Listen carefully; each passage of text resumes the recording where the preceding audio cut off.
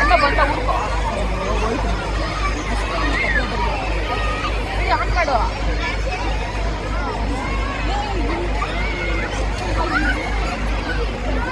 ಇಲ್ಲಿ ಮಾಡ್ಕೊಡು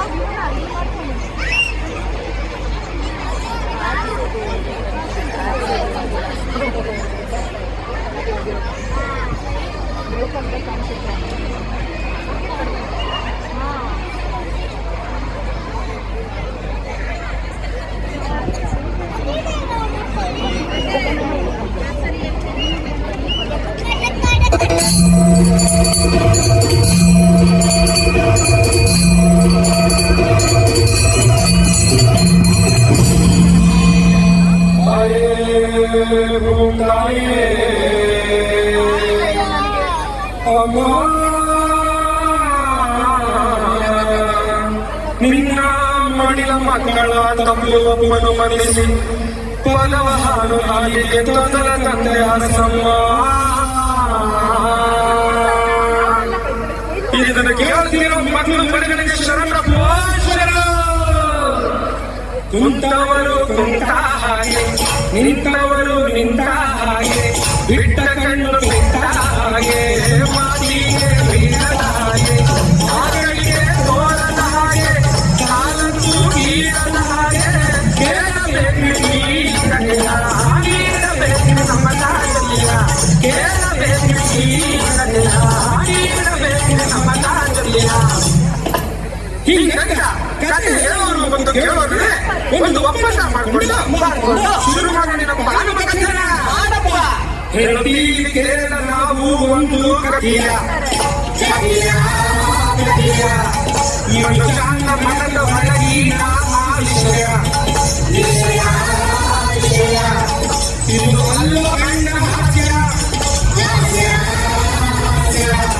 ಇದು ಅಲ್ಲೋ ತಮ್ಮ ಹಾಸ್ಯ. ನೀವು ತಿಳಿಯಬೇಕು ಈ ಕಥೆಯೊಳಗಿನ ಮತಿಯ, ನೀವು ತಿಳಿಯಬೇಕು ಈ ಕಥೆಯೊಳಗಿನ ಮತಿಯ.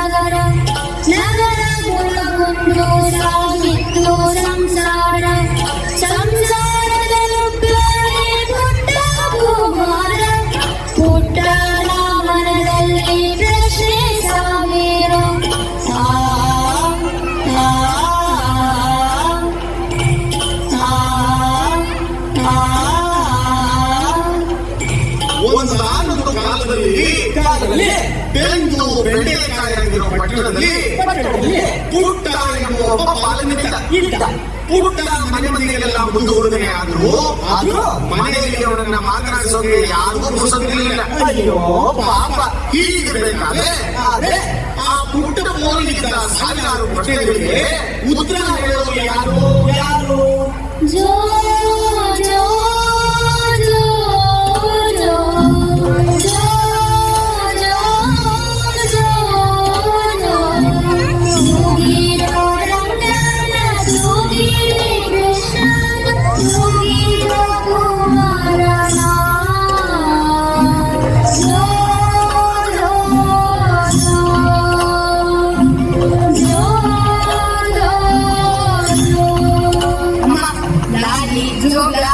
ಏನಮ್ಮ ಪುಟ್ಟು ಸುಮ್ಮನೆ ಹೋಗ್ಬಾರ್ದು, ನನಗೂ ಮನೆ ಕೆಲಸ ಮಾಡಕ್ ಬಿಡು. ಅದ್ ಬಿಟ್ಟು ಲಾಲಿ ಅಂದ್ರೇನು ಜೋಗಳ ಅಂದ್ರೇನು ಕೇಳಿ ನನ್ನ ತಲೆ ತಿನ್ಬೇಡ. ಹೋಗೋ.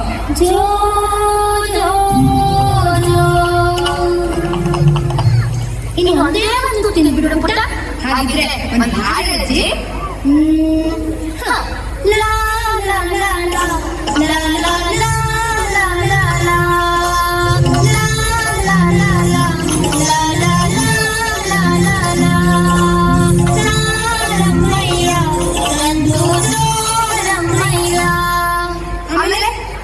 ರಘುಕುಲ ರಾಮ ಚಂದಿರನು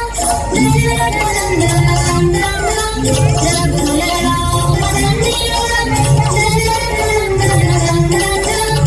ಆಮೇಲೆ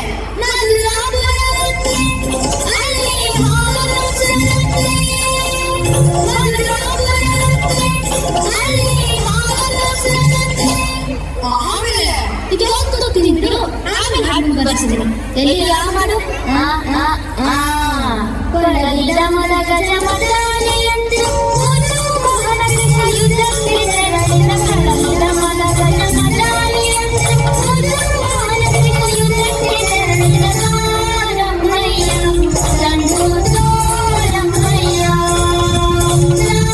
ರಾಮಯ್ಯ ತಂದು ತೋರಮಯ್ಯ ತಂದು ತೋರಮಯ್ಯ ತಂದು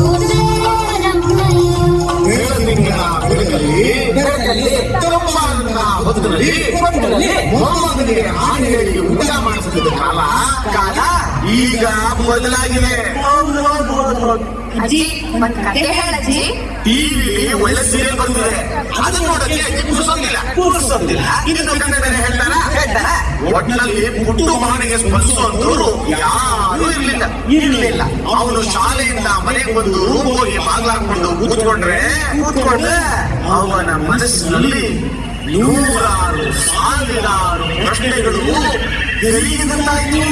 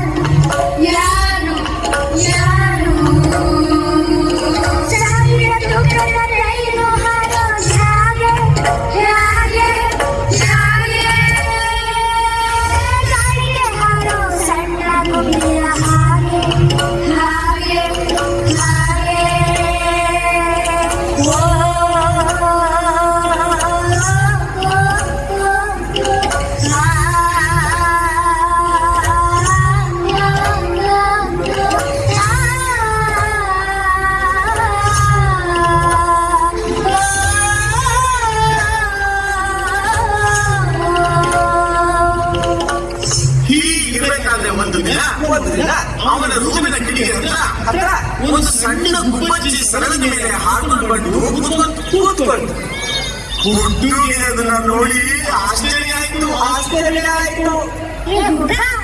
ಯಾಕೆ ಹಾಗೆ ನೋಡ್ತಿದ್ಯಾ? ನಾನು ಗುಬ್ಬಿ, ನಿನಗೆ ನನ್ನ ನೋಡಿ ಆಶ್ಚರ್ಯ ಆಗ್ತಾ ಇದೆಯಾ? ನಾನು ಮಾತಾಡೋ ಗುಬ್ಬಿ. ಏ ಹುಡುಗ, ನಾನು ಉಳ್ಕೊಳಕ್ಕೆ ನಿನ್ನ ಮನೆಯಲ್ಲಿ ಸ್ವಲ್ಪ ಜಾಗ ಕೊಡ್ತೀಯಾ? ಸರಿ, ಆದ್ರೆ ನೀನು ನಮ್ಗೆ ಹೇಳೋ ಪ್ರಶ್ನೆಗಳಿಗೆಲ್ಲ ಉತ್ತರ ಕೊಡ್ಬೇಕು, ಆಯ್ತಾ? ಓಹ, ನಂಗೆ ಗೊತ್ತಿರೋ ವಿಷಯ ನೀ ಏನೇ ಹೇಳಿದ್ರು ನಾನು ಉತ್ತರ ಕೊಡ್ತೀನಿ. ಸರಿ, ಹಾಗಾದ್ರೆ ಬಾ ಒಳಗೆ. ನೀನ್ ಎಷ್ಟು ಒಳ್ಳೆಯವನು. ನಿನ್ನ ಹೆಸರೇನು? ನನ್ನ ಹೆಸರು ಪುಟ್ಟು. ಪುಟ್ಟು, ನಾನು ಇರೋದನ್ನ ಯಾರಿಗೂ ಹೇಳ್ಬೇಡ. ಅದ್ರಲ್ಲೂ ನಂಗೆ ಮಾತಾಡೋ ವಿಷಯ ಮಾತ್ರ ಹೇಳ್ಬೇಡ. ಆಮೇಲೆ ಎಲ್ರು ನನ್ನ ನೋಡೋಕೆ ಅಂತ ಬಂದು ನನ್ನ ಹಿಡ್ಕೊಂಡು ಹೋಗಿ ಮತ್ತೆ ಎಕ್ಸಿಬಿಷನ್ ಇಟ್ಬಿಡ್ತಾರ. ನಂಗೆ ಅಲ್ಲಿರೋದು ಇಷ್ಟನೇ ಇಲ್ಲ. ನಾನು ಸ್ವತಂತ್ರನಾಗಿರ್ಬೇಕು ಅನ್ನೋದೇ ನನ್ನ ಆಸೆ. ಅದ್ ಸರಿ, ನೀನ್ ಎಲ್ಲಿಂದ ಬಂದ್ರೆ? ಏನ್ ನಿಮ್ ಕತೆ? ನಾನು ನಮ್ಮ ಅಪ್ಪ ಅಮ್ಮನ ಜೊತೆ ಸುಖವಾಗಿ ಇದ್ದೆ. ಮುಂಚೆ ಈ ಜನ ಮನೆ ಬಾಗ್ಲಲ್ಲಿ ಹಕ್ಕಿ ಪಕ್ಕಿಗಳ ತಿಂಡಿ ಅಂತ ದವಸ ಧಾನ್ಯಗಳು ಹಾಕಿದ್ರು. ಅದೇ ರಂಗೋಲಿ ಇದೆಯಲ್ಲ, ಆ ಪದ್ಧತಿ ಪ್ರಾರಂಭ ಆಗಿದ್ದೆ ಹೀಗೆ. ಅಂಥದ್ದೇ ಒಂದ್ ಮನೆಯಲ್ಲಿ ನಾನು, ನಮ್ಮಪ್ಪ, ಅಮ್ಮ ವಾಸವಾಗಿದ್ವಿ. ಹೊಲ ಗದ್ದೆಗಳಿಗೆ ಹೋಗಿ ಹುಡುಗರನ್ನೆಲ್ಲ ಇಟ್ಕೊಂಡು ಬಂದು ನಮ್ಮಪ್ಪ ಅಮ್ಮ ನನಗೆ ಕೊಟ್ಟಿದ್ರು. ವಿಶ್ವದೌಷಧಿ ಹಾಕಿರೋ ಕಾಳುಗಳನ್ನೆಲ್ಲ ತಿಂದು ನಮ್ಮಪ್ಪ ಅಮ್ಮ ಸತ್ತು ಹೋದ್ರು. ಅಯ್ಯೋ ಪಾಪ. ನಾವಿದ್ದೂನು ನಮ್ಮ ಮನೆ ಜನ ಕಿತ್ತು ಹಾಕಿದ್ರು. ಆಮೇಲೆ ಎಲ್ಲಿ ನೋಡಿದ್ರು ಧೂಳು ಹೋಗಿ ಶಬ್ದ. ಅಕಸ್ಮಾತ್ ಎಲ್ಲಾದ್ರೂ ಗೂಡು ಕಂಡಿದ್ರು ಆ ಗೂಡನ್ನ ನನ್ನ ಗೂಡು ಕೆಳಗೆ ಹಾಕೋ ಕಟ್ಟಿದ್ರೆ ಹೆಚ್ಚಾದ್ರೂ ಊರಲ್ಲಿ ಯಾರೋ ನನ್ನ ಹಿಡ್ಕೊಂಡು ಹೋಗಿ ಎಕ್ಸಿಬಿಷನ್ ಅಲ್ಲಿ ಗೂಡು ಹಾಕಿಬಿಟ್ರು. ಹೇಗೋ ಎಕ್ಸಿಬಿಷನ್ ಇಂದ ತಪ್ಪಿಸ್ಕೊಂಡು ನಿನ್ನ ತರಗತಿ ಬಂದ್ಬಿಟ್ಟೆ. ಗುಬ್ಬಿ ಮತ್ತು ಪುಟ್ಟನ ನಡುವೆ ಸಾಕಷ್ಟು ಮಾತುಕತೆ ಬೆಳೀತು. ಒಂದು ದಿನ ಪುಟ್ಟು ಶಾಲೆಯಿಂದ ಬೇರೆ ಬಂದುಬಿಟ್ಟ. ಏನೋ ಉತ್ಸಾಹದಲ್ಲಿಲ್ಲ. ಏನ್ ಬಿಟ್ಟು ಇವತ್ತು ಇಷ್ಟು ಬೇಗ ಬಂದ್ಬಿಟ್ಟಿದ್ಯಾ? ಏನ್ ವಿಷಯ? ನಮ್ಮ ಶಾಲೆಯಲ್ಲಿ ಹೆಸರೇ ಕಾಂಪಿಟೇಷನ್ ಇಟ್ಟಿದ್ದಾರೆ. ವಿಷಯ ಏನು ಗೊತ್ತಾ? ಪರಿಸರ. ನಾನು ಈ ಕಾಂಪಿಟೇಷನ್ ಅಲ್ಲಿ ಗೆಲ್ಲೇಬೇಕು. ಅದಕ್ಕೆ ಸಹಾಯ ಬೇಕು. ಹಾ, ಹೇಳ್ತೀನಿ ಕೇಳು.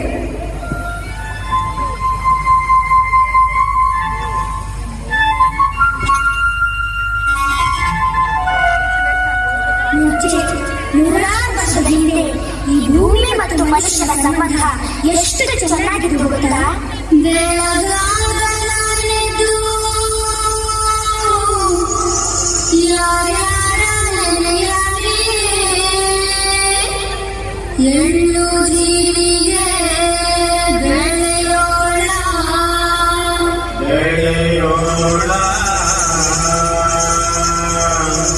ಎಳ್ಳು ಜೀರಿಗೆ ಬೆಳೆಯೋಳ ಮುಕ್ತಾಯ ಎದುಂದರುಗಳಿಗೆ ನೆನುದೇನ.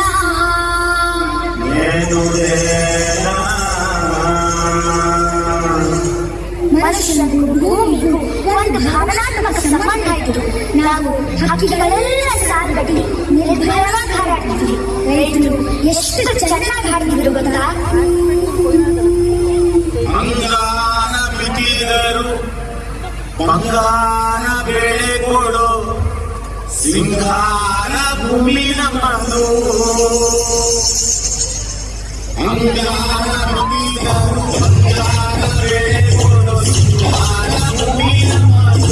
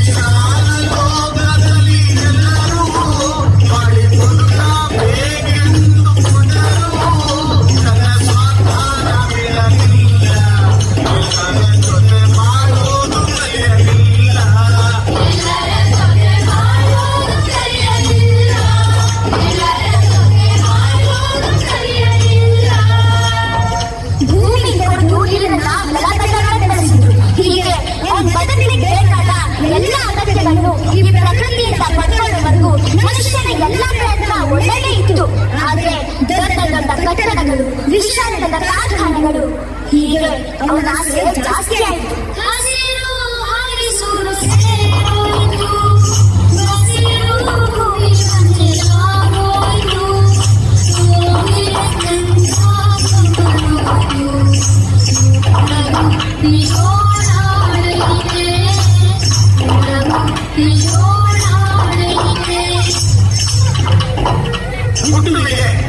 ಗುಬ್ಬಿಯ ಪರಿಸರದ ಪಾಠ ಚೆನ್ನಾಗಿ ನಡೀತು.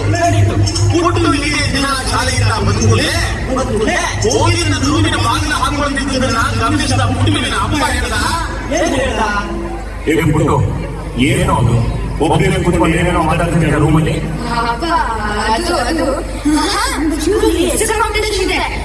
ಸ್ಟಡಿ ಮಾಡ್ತಿದ್ದನಪ್ಪ.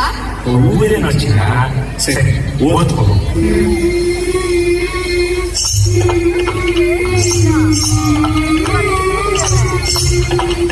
ಹುಟ್ಟು ತನ್ನ ಪ್ರಬಂಧ ಬರೆಯೋಕೆ ಪ್ರಾರಂಭ ಮಾಡಿದ. ಹುಟ್ಟಿದ ಮನಸ್ಸು ಗುಬಿಸಿ ಸಹಿತ ಪರಿಸರದಲ್ಲಿ ಆಳವಾಗಿಳಿತು. ಒಮ್ಮೆ ಹುಟ್ಟು ಸಪುಟು ಕುಂತಿದ್ದ. ಯಾಕೊಬ್ಬರು ಅಷ್ಟು ಸಪ್ಪಗಿದ್ಯಾ? ನಮ್ಮ ಅಪ್ಪಗೆ ಪ್ಲಾಸ್ಟಿಕ್ ಆಗಿ ಬಳಸಬೇಡ, ಬಟ್ಟೆ ಆಗಿ ಬಳಸು ಅಂದಿದ್ದಕ್ಕೆ ನಮಗೆ ಬಂದ್ಬಿಟ್ರು. ಅಷ್ಟೇ ತಾನೇ, ಹೋಗ್ಲಿ ಬಿಡು. ಅವ್ರಿಗೆ ಮುಂದೆ ಗೊತ್ತಾಗತ್ತೆ ಪ್ಲಾಸ್ಟಿಕ್ ಬಳಸೋದಿಲ್ಲ ಏನಪ್ಪ ಅಂತ.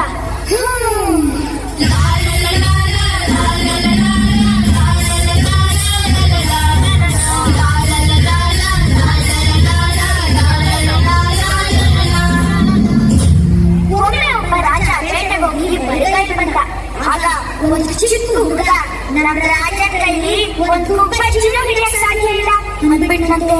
ಈ ಮಾತಿಗೆ ಸಿಟ್ಟ ರಾಜ ಗುಬ್ಬಚ್ಚಿನೆಲ್ಲ ಸಾಯಿಸ್ಬಿಡ್ಬೇಕು ಅಂತ ಡಂಗೂರ ಸಾಯಿಸಿದ.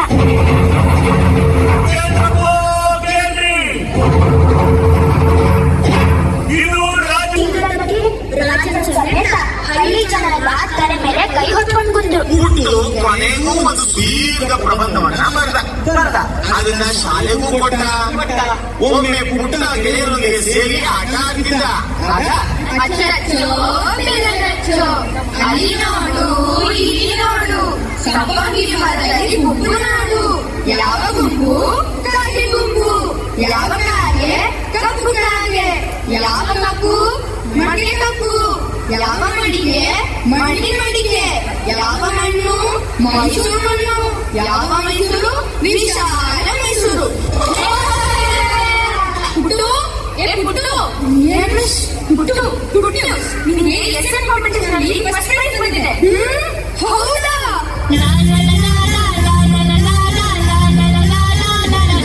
ಗುಬಿರಿ ನಿನಗೆ ಕಾಂಪಿಟೇಷನ್ ಅಲ್ಲಿ ಫಸ್ಟ್ ಪ್ರೈಸ್ ಬಂತು. ಹೌದಾ?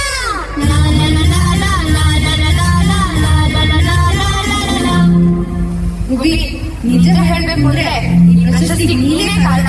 ನನಗೆ ಎಷ್ಟೊಂದು ವಿಷಯ ತಿಳಿಸಿದೆ ನೀನು. ನಾಳೆ ನನಗೆ ಬಹುಮಾನ ಕೊಡ್ತಾರಂತೆ. ಅಲ್ಲಿ ನಾನು ನನ್ನ ಜಗತ್ತನ್ನ ಎಲ್ಲರ ಮುಂದೆ ಹೋಗ್ಬೇಕು. ಗುಬಿರಿ, ನನ್ನ ಆಸೆ ಏನು ಗೊತ್ತಾ?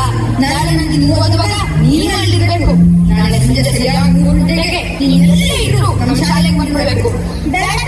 ನಾಳೆ ನನ್ನ ಬರೋದು, ನಿಮ್ ಸ್ನೇಹಿತರೆಲ್ಲ ನನ್ನ ಬಗ್ಗೆ ಹೇಳೋದು, ಆಮೇಲೆ ಅವ್ರು ಹಾಗೆ ಎರಡಿಗೂ ಹೇಳೋದು, ಕೊನೆಗೆ ನನ್ನ ಮತ್ತೆ ಎಕ್ಸಿಬಿಷನ್ ಕೂಡ ಹಾಕೋದು.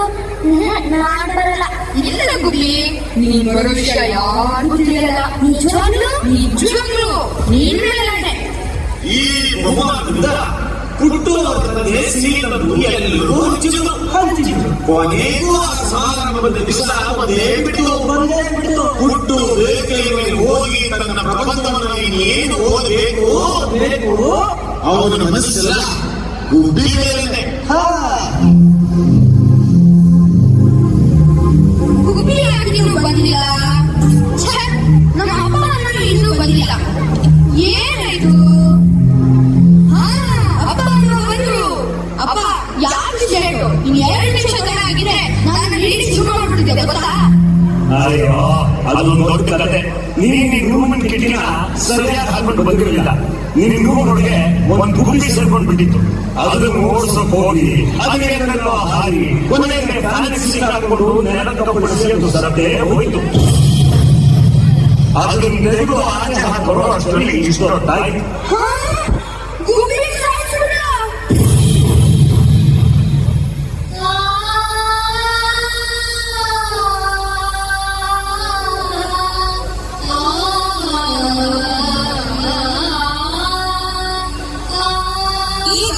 ಹುಟ್ಟು ತಾನು ಪ್ರಶಸ್ತಿ ಪಡೆದ ಜನ ಇನ್ನೆಲ್ಲರೂ ಮುಂದೆ ಹೋಗ್ತಿದ್ದಾನೆ. ಬಾಗ್ಬಿಟ್ಟು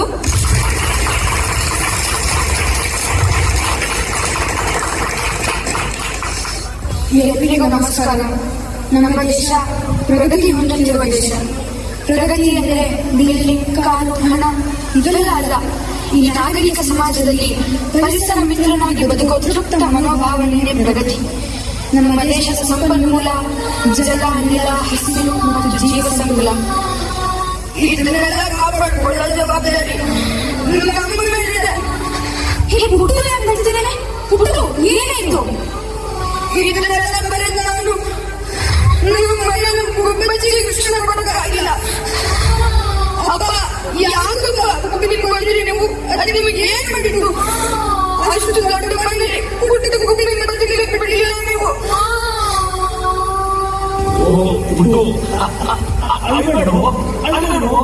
ನಮ್ಮ ಮನೆಯಲ್ಲಿ ನನ್ನ ಪರಿಸರದ ಯಾರು ಮುಚ್ಚಲಿಕ್ಕಾಗಿಲ್ಲ. ಮತ್ತೆ ನಿಮ್ ಪ್ರಶಸ್ತಿ ನನಗೆ ಆಗ್ಬೇಕು. ನನಗೆ ಬೇಡ, ನನಗೆ ಬೇಡ, ಬೇಡ. ಇಲ್ಲಿ ಹುಟ್ಟು ನಾನು ಹುಟ್ಟಿ ಅಳಬೇಡ ಪುಟ್ಟು, ಅಳಬೇಡ. ನಾನು ಇವತ್ತೇ ಸತ್ತಿರಬಹುದು, ಆದ್ರೆ ಮುಂದೆ ಮನುಷ್ಯ ನನ್ನ ತಪ್ಪಿಗಾಗಿ ಪಶ್ಚಾತ್ತಾಪ ಪಡ್ತಾನೆ. ಆಗ ಈ ಪ್ರಕೃತಿಯ ಪುನರುಜ್ಜೀವನ ಆಗುತ್ತೆ. ಆಗ ನಾನು ಮತ್ತೆ ಹುಟ್ಟು ಬರ್ತೀನಿ. ಮತ್ತೆ ಹುಟ್ಟು ಬರ್ತೀನಿ. ಯಾರೋ ನಮಗ ನಮ್ಮವ್ವ ನೀನೇ ಬಳಗ ಬಿಟ್ಟು ಹೋಗಬೇಡ ಗಂಡು ತಾವಳೆಲ್ಲ ಒಳಗ. ಇದು ಹುಟ್ಟುವನ ಕಥೆ. ಗುಬ್ಬಿ ಮೇಲೆ ಮನುಷ್ಯನ ನಾಗರಿಕತೆಯ ಬ್ರಹ್ಮಾಸ್ತ್ರ.